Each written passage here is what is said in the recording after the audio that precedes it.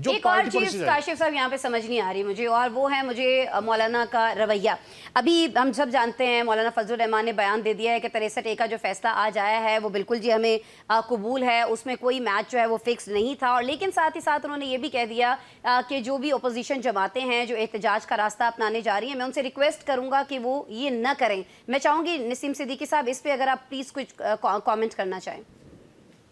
जी बिस्मिल्लाहिर्रहमानिर्रहीम, बहुत शुक्रिया। देखिए, बात ये हो रही है कि अभी जैसे बैरिस्टर साहब बैठे हैं, ये काशिफ ये बताएंगे कि जब कोई रिव्यू पिटीशन आती है तो उसमें वही जज साहिबान होने चाहिए जिन्होंने फैसला दिया था। ये इसके ऊपर क्लैरिटी कर दें, उससे पता चल जाएगा कि वाकई ये जो बेंच की कॉन्स्टिट्यूशन थी ये ठीक थी या नहीं ठीक थी। लेकिन जिस तरह काशिफ कहता है कि जी 5 जजों का फैसला है और बाकी फिर आप 8 जजों का फैसला भी माने, सबको ये होना चाहिए कि भाई जब सुप्रीम कोर्ट का फैसला आ रहा है ये नहीं देखना चाहिए कि 5 जज थे या 8 जज थे।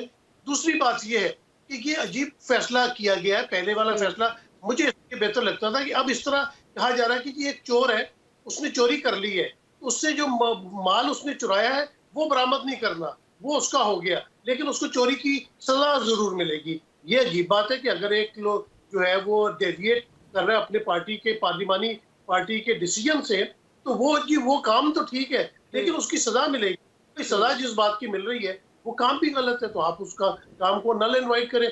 फिर दूसरी बात ये होती है कि जिस तरह अभी काशिफ ने नीयत की और आइन की बात की, चले हम मान लेते हैं कि 63 में जमीर के हिसाब से कोई अपना वोट देना चाहता है वो दे ले, लेकिन यहाँ पे तो लोगों को अगवा किया जाता है, लोगों को पैसे दोस्त धांधली दी जाती है, लालच दी जाती है। तो इस तरह की चीजें तो कम से कम आप आइन में तरमीम कर रहे हैं। 73 का आइन जो मुत्तफिका आइन था जिसके ऊपर पूरी अपोजिशन के साथ डिस्कशन हुई थी, उसको आप तब्दील करते जा रहे हैं। जो नई कानून साजी होनी चाहिए जिससे अवाम को कोई रिलीफ मिले।